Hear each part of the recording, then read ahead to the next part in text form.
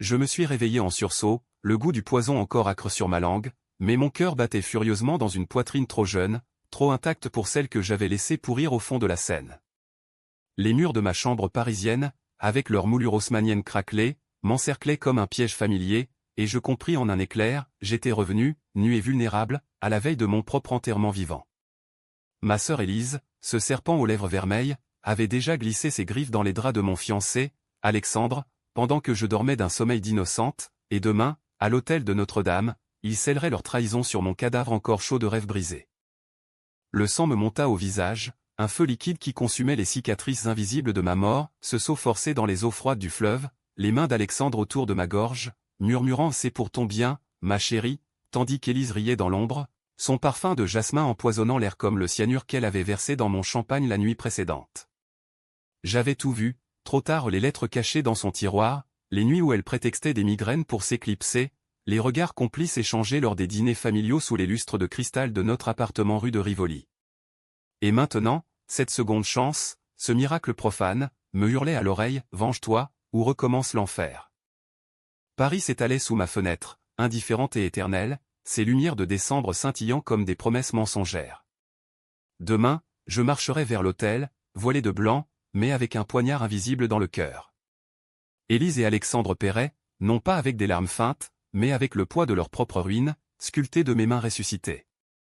Filin, Meaux, 1024. Les heures qui suivirent ma résurrection forcée furent un tourbillon de rage contenue et de calcul froid, comme si mon esprit, forgé dans les flammes de la trahison, s'était affûté en une lame prête à trancher les liens du sang et de l'amour fin. J'étais Claire Duval, 28 ans, héritière d'une lignée de parfumeurs qui avaient imprégné les rues de grâce de notre essence, et pourtant, dans cette vie antérieure, j'avais tout perdu pour un homme aux yeux bleus comme la Méditerranée et une sœur qui portait mon visage en miroir déformé. Élise, ma jumelle fraternelle, avait toujours été l'ombre vorace à mes pas, plus grande d'1 pouce, plus audacieuse dans ses robes moulantes, et infiniment plus cruelle dans ses ambitions. Notre mère, disparue trop tôt d'un cancer galopant, nous avait légué la maison familiale à Neuilly-sur-Seine, mais c'était moi qui gérais les affaires, moi qui signais les contrats avec les laboratoires de chimie fine à Lyon, pendant qu'Élise papillonnait dans les salons littéraires du quartier latin, collectionnant des amants comme des flacons vides. Ce matin-là ou plutôt cette nuit qui s'étirait en aube blafarde, je fouillais mes souvenirs comme un coffre-fort éventré. La mort m'avait frappé lors de notre lune de miel avortée, Alexandre m'avait emmené en croisière sur la Seine, un cadeau romantique pour célébrer nos noces. Élise nous avait rejoints par hasard, prétextant un rendez-vous professionnel. La nuit du crime, après un dîner arrosé de chablis chez un traiteur rive gauche, il m'avait attiré sur le pont désert. « Regarde les étoiles, Claire » avait susurré Alexandre, ses doigts se refermant sur mon poignet comme un étau. Élise, derrière moi, avait poussé d'un coup sec, et l'eau noire m'avait englouti, mes cris étouffés par le gargouillis du courant. Autopsie fictive, suicide déguisé en accident, orchestré par leurs aveux murmurés plus tard, capté par un micro que j'avais, dans ma paranoïa naissante, dissimulé dans son collier. Mais personne n'avait écouté, la police, corrompue par les relations d'Alexandre dans la haute finance, avait classé l'affaire. Élise avait hérité de tout, l'entreprise, la maison, et même les regrets d'Alexandre, qu'elle avait consolés dans notre lit conjugal. Maintenant, revenu au 7 décembre, la veille du mariage, je sentais le pouls de la ville comme une veine ouverte. Paris, ma complice involontaire, bruissait de préparatifs, les fleuristes du Marais chargeaient des rostés pour la cathédrale, les couturiers de la rue du Faubourg Saint-Honoré ajustaient ma robe de dentelle chantilly. Je me levai, nu devant le miroir ancien de ma coiffeuse, et vis non plus la mariée éblouie, mais une veuve vengeresse. Mes mains tremblaient encore du souvenir de l'asphyxie, mais je les serrais en poing, gravant dans ma paume les initiales d'Élise et d'Alexandre, et comme une marque au fer rouge. Le premier pas de ma revanche fut banal, presque absurde dans sa simplicité, j'appelai ma meilleure amie, Sophie, une avocate au barreau de Paris spécialisée en droit des successions. « Claire ? Il est 5 heures du matin. Tout va bien ?» Sa voix, rauque de sommeil, me ramena à la vie. « Sophie, écoute-moi sans m'interrompre. J'ai besoin de preuves. Sur Élise et Alexandre. Tout de suite. » Elle rit d'abord, pensant à une crise prénuptiale, mais quand je déballai les détails ou les nuits volées, les murmures entendus dans les couloirs de l'hôtel de ville, son ton se durcit. « Mon Dieu, Claire. Viens chez moi, à Montmartre. On fouille ensemble. » 1 heure plus tard, emmitouflé dans un manteau de cachemire, je gravissais les marches escarpées vers son appartement perché, l'air chargé d'odeurs de pain frais des boulangeries naissantes. Sophie, avec ses lunettes à monture d'écaille et son chignon négligé, était un roc dans la tempête. Autour d'un café noir et d'un plateau de croissants encore tièdes, nous piratâmes légalement, bien sûr, via ses contacts au commissariat ou les relevés téléphoniques d'Élise. Des messages enflammés, mon amour, elle ne se doutera de rien. Demain, elle sera à nous. Alexandre répondait, ton corps est un poison délicieux, Élise. Oublions-la dans la scène. Mon estomac se noie, mais une joie perverse m'envahit, j'avais les armes. Sophie tapa frénétiquement sur son ordinateur portable, rédigeant un dossier étanche, adultère prouvé, complot présumé. Mais Claire, si tu annules le mariage, ils s'en sortiront. Laisse-les venir à l'hôtel. Là, on les coince publiquement. Publiquement. Le mot résonna comme un glas. Notre mariage était l'événement de la saison, la presse people du Figaro Madame guettait les invités ou des politiques de l'Élysée, des parfumeurs de Cannes, même un ministre de la Culture. Annuler signifierait la ruine sociale, avancer, c'était danser sur le fil du rasoir. Je décidai là, dans la lumière grise filtrant à travers les volets, de franchir le pas le plus controversé, je me marierais. Pas pour l'amour, mais pour le spectacle. Élise serait ma demoiselle d'honneur, Alexandre mon époux, et au moment du oui, je révélerais tout. Mais d'abord, il fallait semer le doute, planter les graines de leur propre folie. Le reste de la matinée se déroula en un ballet d'apparence. Je descendis au salon de thé Angelina, place de la Concorde, pour le essayage final de la robe. Élise y était déjà, radieuse dans une toilette émeraude qui soulignait sa silhouette élancée. Ma chérie. Tu es pâle. Le trac.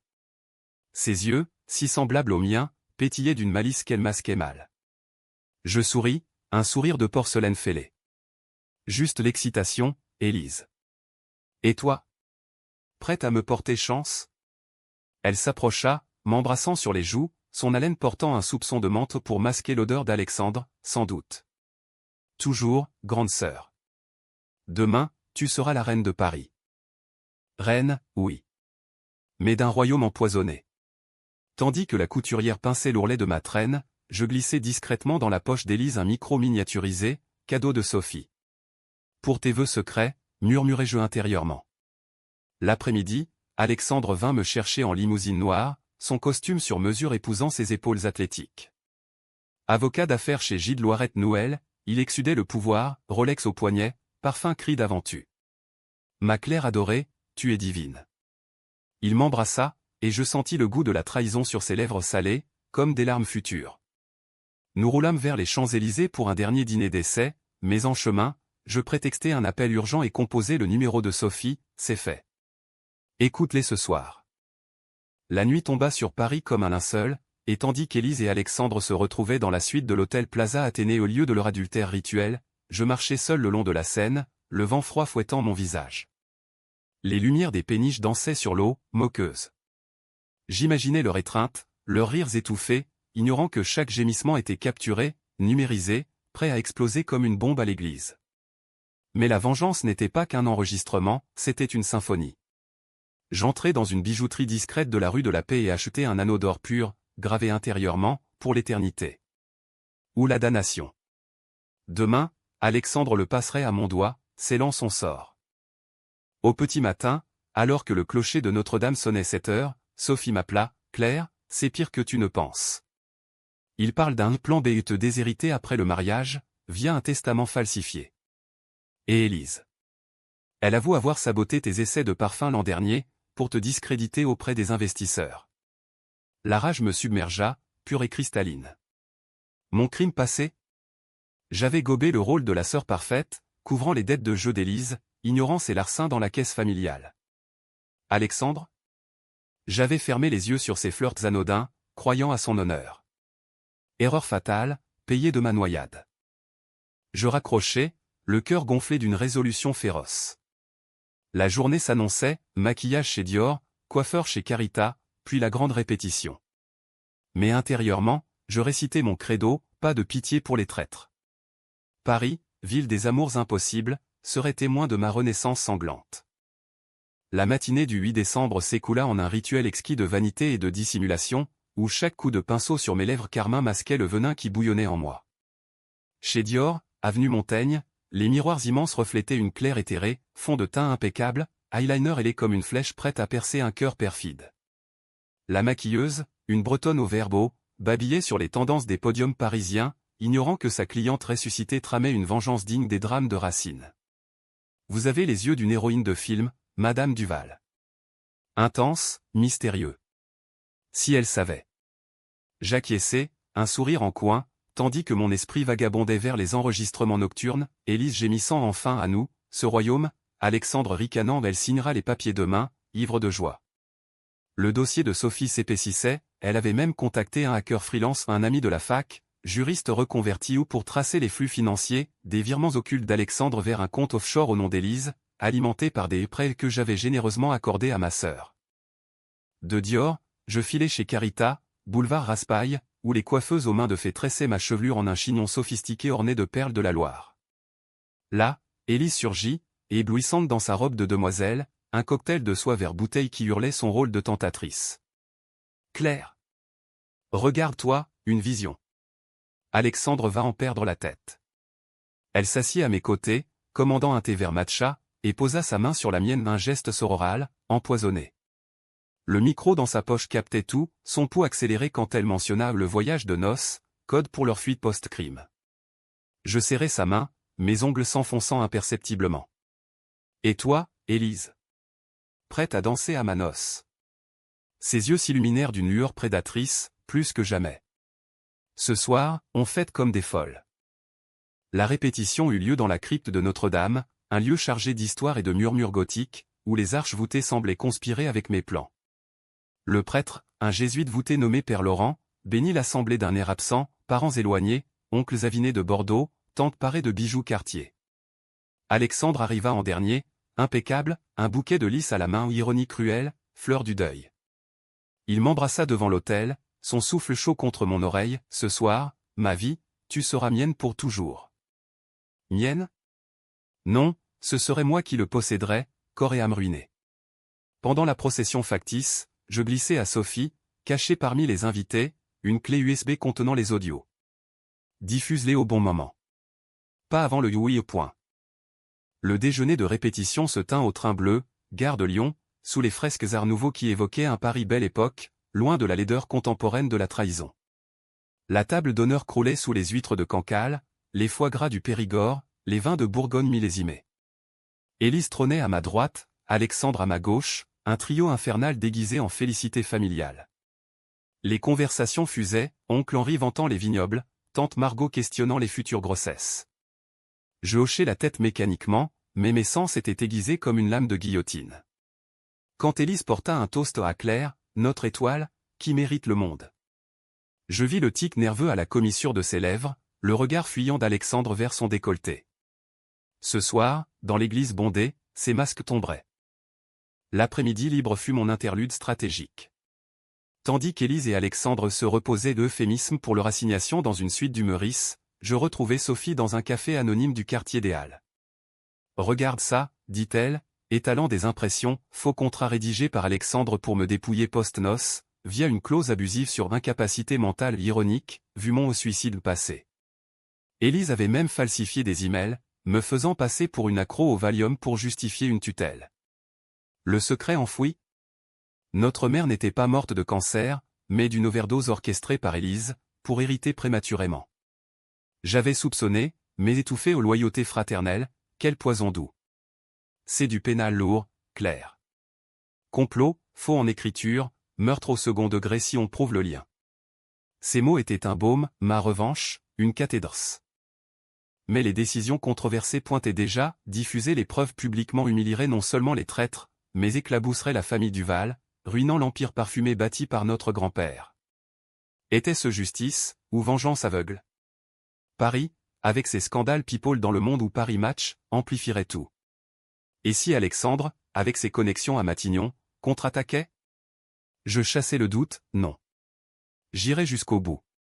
En quittant le café, j'achetai un flacon de notre parfum signature, essence trahie au nom que j'inventerai plus tard, et y versai une dose infime de laxatif violent, pour Élise. Un prélude mineur à la purge. Le soir venu, la fête battait son plein dans les salons lambrissés de l'hôtel de Crillon, place de la Concorde. Jazz manouche en fond, champagne Dom Pérignon coulant à flot, invités en tenue de gala virevoltant comme dans un film de Woody Allen croisé avec du Hitchcock. Élise dansa avec Alexandre, leur corps collés dans une valse trop intime, ignorant mon regard. Je m'approchai, un verre à la main, une danse, chérie? Il hésita, mais céda. Sous les lustres baccarat, je murmurai à son oreille, sais-tu que la Seine garde tous les secrets? Il pâlit légèrement, attribuant à du vin. Élise, rejoignant, but une gorgée de mon cadeau parfumé, ignorant le piège digestif qui la tordrait aux aurores. La nuit s'acheva sur des rires forcés, des embrassades hypocrites. Seul dans ma chambre, je relus les vœux que j'écrirais, dans la joie et la douleur, dans la fidélité et la perfidie. Demain, l'autel de Notre-Dame verrait non un sacrement, mais un sacrifice. Mon cœur, ce muscle traître, battait pour la chute imminente. Paris dormait, mais moi, je veillais, spectre en robe blanche. Le jour des noces d'Aona clair et froid, un ciel d'hiver parisien où les nuages bas effleuraient les toits haussmanniens comme des doigts accusateurs. À cette heure, dans les entrailles feutrées de ma suite au Ritz, je me glissais dans la robe, un chef-d'œuvre de Givenchy relancé, corsage brodé de perles, jupe fluide cascadant en cascade de soie, voile diaphane voilant à peine la fureur dans mes yeux. Les caméristes virevoltaient, ajustant, vaporisant notre parfum fleur de nuit l'ironie, car la nuit m'avait tué. Sophie arriva en coup de vent, son tailleur pantalon noir contrastant avec ma blancheur virginale. Tout est prêt. Le prêtre sait le discrètement. Un journaliste de Libération est dans la foule, briefé anonymement. Et les audios. Diffusés via un projecteur caché derrière l'orgue. Ces mots étaient un mantra, je hochai la tête, le voile masquant mon sourire carnassier. Élise fit irruption à 8 heures, livide, se tordant les mains sur son ventre. Le laxatif avait frappé, Claire, une intoxication alimentaire, je crois. Je ne pourrai pas. Parfait. Ma pauvre sœur, repose-toi. Je marcherai seule. Mensonge pieux, elle insista, pâle mais déterminée, son rôle de demoiselle trop crucial pour l'esbrouf. Dans la limousine blindée roulant vers l'île de la Cité, elle vomit discrètement dans un sac, murmurant, c'est le stress. Mais je tiendrai pour toi. Tiendras-tu quand le monde entendra tes aveux, pensai-je, caressant le micro dans sa poche. L'église de Notre-Dame se dressait, gargouille narquoise veillant sur le parvis grouillant. Paparazzi en embuscade, flash crépitant comme des coups de feu, invités en file indienne, la crème de Paris, du banquier Rothschild au galeriste Saatchi. Alexandre m'attendait à l'entrée, éblouissant en frac gris perle, son sourire de requin poli. Ma déesse. Il offrit son bras, je le pris, sentant ses muscles tendus sous la toile fine. À l'intérieur, l'orgue grondait un te déum solennel, les vitraux jetant des éclats rubis sur les bancs de chêne. Père Laurent, au pied de l'autel, psalmodiait les rites, sa voix résonnant sous les voûtes. La procession s'ébranla, moi, voilé, avançant au bras d'Alexandre, Élise titubant derrière, bouquet tremblant. Les yeux se tournaient, murmures admiratifs, quelle beauté! Quel couple! Je sentis le poids de l'histoire ici, où Quasimodo avait aimé Esmeralda, où les rois s'étaient couronnés. Mais aujourd'hui, c'était mon couronnement en impératrice de la rancune. Au milieu de l'allée, un premier hoquet, Élise trébucha, son visage cireux. Ça va, feignit Alexandre. Parfait, siffla-t-elle. Le micro captait, cette gare spéra après. Devant l'hôtel, les anneaux attendirent. Père Laurent entonna, Claire Duval, acceptez-vous Alexandre comme époux? Je fixai Alexandre, ses yeux bleus implorant le mensonge. Oui, dis-je, la voix claire comme un glas. Il glissa l'anneau, celui gravé de damnation à mon doigt. Oui, répondit-il, ignorant le poison. Puis ce fut à Élise de porter les alliances, elle s'avança, chancelante, et là, le twist mineur, son bouquet glissa, révélant un écrin caché contenant un collier de notre mère, volé des années plus tôt. Gasp! Un murmure parcourut l'assemblée. Élise, haletai-je, feignant la surprise. Elle balbutia, un cadeau surprise. Le moment culmina quand Père Laurent demanda les consentements finaux. Si quelqu'un s'oppose. Silence de cathédrale. Puis, comme convenu, l'orgue toussa au nom en musique, mais en diffusion, ma voix synthétisée, claire et accusatrice, emplit les lieux. Élise Duval et Alexandre Moreau, traîtres, adultères, meurtrier en puissance. Écoutez vos propres mots. Les audios jaillirent, gémissements, confessions, rires cruels sur ma noyade imminente. Poussez-la plus fort, l'héritage sera nôtre. L'église explosa en chaos, cris, évanouissements, flash des photographes. Élise s'effondra, vomissant bile et vérité, Alexandre blêmit, tentant de fuir, mais Sophie surgit, flanquée de gendarmes en civil. Arrêté pour complot et faux. La foule se rua, questions fusant comme des flèches. Un oncle hurla, monstre. Comment as-tu pu? Élise, à genoux, hurla, c'est faux. Claire est folle. Mais les preuves, projetées sur un écran improvisé au email, virement, autopsie fictive, la clouée au pilori. Alexandre, menotté, me toisa, tu savais? Depuis quand? Je soulevai mon voile, yeux dans les siens, depuis la scène, mon amour. Depuis ma mort. Un hoquet collectif, Père Laurent bénit frénétiquement, exorciste improvisé. Le scandale déferla comme une crue, Paris Match titra le mariage sanglant de Notre-Dame, le monde disséquait le complot familial. Mais ma décision controversée et exposée tout publiquement, au lieu d'un divorce discret fit grincer des dents. Sophie me prévint, tu as ruiné la marque Duval. Les investisseurs fuient. Vrai, les actions de Parfums Duval chutèrent de 40% en bourse. Était-ce la vengeance idéale, ou un suicide économique? Pourtant, en sortant de l'église, sous les acclamations mitigées et les insultes, je respirais l'air libre de la scène non plus bourreau, mais libératrice. Élise et Alexandre furent emmenés, elle hurlant des malédictions, lui silencieux comme un condamné. Au poste, leurs aveux coulèrent, le meurtre de mère, les sabotages, le plan pour moi. Justice poétique.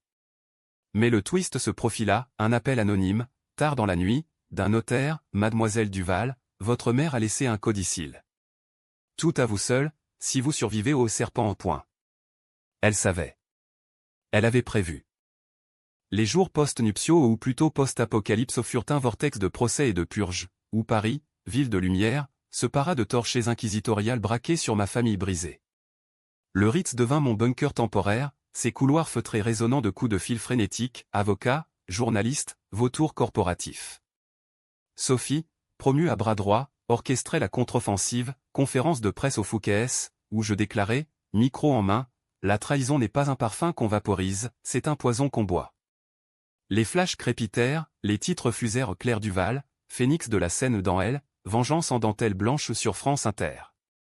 Mais sous les applaudissements, la controverse mijotait, avais-je manipulé le sacré, transformant un mariage en tribunal public? Des féministes saluèrent ma force, des traditionalistes me traitèrent de sorcière moderne. Le procès s'ouvrit au palais de justice de l'île de la Cité, ironiquement face à Notre-Dame, sous la houlette d'une juge impitoyable, Madame Berthier, une quinquagénaire au chignon sévère et aux sentences tranchantes. Élise et Alexandre, assignés à résidence surveillée, défilèrent en costume terne, leurs auras d'élite fanées. Les auditions furent un théâtre de l'absurde, Élise, maquillée à outrance, pleura des crocodiles au clair m'a piégé. Jalousie sororale. Tandis qu'Alexandre, avocat malgré lui, invoqua la passion comme alibi. Mais les preuves audio cristallins, virements tracés, même l'ADN de ma noyade simulé via des fibres de leurs vêtements les écorchèrent vifs. Ma déposition fut le clou, debout dans la salle aux lambris sombres, je racontai ma mort, ma résurrection omise, bien sûr, pour le mysticisme judiciaire. Je marchais vers l'autel sachant leurs crimes, pour les confronter au divin. Dieu juge, l'homme exécute. Un frisson parcourut la galerie, la juge haussa un sourcil, un choix. Audacieux, Madame Duval. Audacieux? C'était de la folie calculée, une décision qui coûta cher, notre empire parfumé vacilla, fournisseur se retirant, employé licencié. Un oncle, furieux, me traîna en justice pour diffamation familiale. Paris bruissait de ragots, dîner au Lamy Louis disséquait mon triomphe pyrrhique. Pourtant, la revanche s'épanouissait en détails vicieux. Je visitais Élise en prison de Fresnes, à travers une vitre blindée, son visage amaigri encadré de cheveux ternes. Pourquoi, Claire? Nous étions 100. Je souris, froidement, le sang coule, la trahison coagule. Rappelle-toi mère ton cadeau empoisonné. Elle blêmit, j'avais exhumé le flacon fatal via un labo privé, cyanure pur. Alexandre, lors d'une confrontation séparée, implora, pardon, Claire. C'était Élise qui m'a ensorcelé. Mensonge, les audios prouvaient sa préméditation. Je lui tendis un papier, renonciation à tout droit sur Duval, signé sous peine de plus d'audio. Il parapha. Le twist familial surgit lors d'une perquisition, dans le coffre d'Élise, lettre de notre mère révélant non un codicille, mais un testament holographe la déshéritant pour fils ingrat. Mère savait les dettes, les vols. Tout me revenait à mes nuancés, une clause conditionnelle, si Claire pardonne. Pardonner? La décision controversée ultime, clémence ou châtiment total? Je consultai Sophie, errant dans les jardins du Luxembourg, feuilles mortes crissant sous nos pas pardonne, es-tu reconstruit, puni, et tu deviens eux. Non. La vengeance n'était pas haine, c'était équilibre. Les semaines coulèrent en audience, experts psychiatriques disséquèrent Élise narcissique pathologique, toxicologues confirmèrent le poison maternel. Alexandre craqua, avouant un complot plus vaste, pot de vin pour truquer mon autopsie, via un flic véreux. La presse explosa, un ministre démissionna. Ma société, au bord du gouffre, se releva via un partenariat surprise d'un magnate qatari, fasciné par mon histoire de résurrection. Ironie, la trahison engendrait la fortune. Mais la tension culmina à la veille du verdict, une tentative d'Élise, via un codétenu, pour m'empoisonner à nouveau un bouquet livré au Ritz, pétales saupoudrés d'atropine. Sophie intercepta, alerte renforcée. Je ris, amère, elle n'apprend pas. La nuit, seul, je revis la scène, non comme tombe, mais comme baptême. Demain, la sentence scellerait tout. Le verdict tomba un matin de janvier pluvieux, sous les arcs-boutants du palais de justice, où la pluie martelait les vitres comme des regrets inavoués. Madame Berthier, voix de marbre, prononça, Élise Duval, 20 ans de réclusion pour meurtre prémédité et complot, Alexandre Moreau, 15 ans pour complicité et faux. La salle explosa, cris de triomphe, sanglots d'Élise hurlant d'injustice. Claire, sorcière, Alexandre s'effondrant, visage dans les mains. Je restais figé, impassible, tandis que les caméras zoomaient sur mon triomphe stoïque. Dehors, la foule aux fans anonymes, à terre virulent scandait Claire. Claire, transformant la rue en arène. La libération fut un baume âpre. Parfum Duval renaquit Phoenix, nouveau logo, résurrection, campagne publicitaire avec moi en égérie, slogan du poison à l'essence. Les ventes explosèrent, Forbes me couronna femme d'affaires de l'année. Sophie épousa un procureur rencontré au procès, Paris m'invita à ses dîners, où l'on chuchotait la veuve noire de Notre-Dame. Mais la victoire goûtait le cendre, nuanté par la Seine, où je nageais encore, étouffant. Le twist final vint en mars, lors d'une visite à Élise à Fleury-Mérogis. Amaigrie, brisée, elle murmura à travers la vitre, Claire. Lis la lettre de mère. Vraiment. Intrigué, je fouillai les archives familiales, rue de Rivoli. Le codicille réel, non pardon, mais révélation Homère avait tué notre père, ivre de jalousie, et Élise couvrait depuis l'enfance. Le cycle, trahison générationnelle. Moi? Innocente, mais porteuse du gène. La décision finale, controversée jusqu'au bout, je ne dénonçais pas le passé, au lieu, je fondais une fondation anti-trahison familiale, thérapie pour les Duval survivants. Caté Tugby KCH? Non, cathartique, je marchais seul le long de la Seine, jetant l'anneau maudit dans l'eau. Adieu, fantôme. Paris, éternel, m'embrassa de ses lumières, j'étais vivante, vraiment, pour la première fois.